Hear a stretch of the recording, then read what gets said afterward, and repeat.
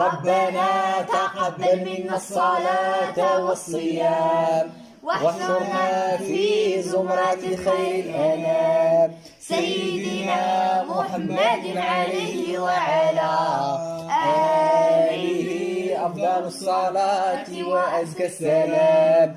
اللهم أحينا مؤمنين وأمتنا مسلمين محسنين تائبين طائعين لله رب العالمين. وصل اللهم وسلم على سيدنا محمد وعلى آله وصحبه أجمعين. سبحان ربك رب العزة عما يصفون وسلام على المرسلين والحمد لله رب العالمين.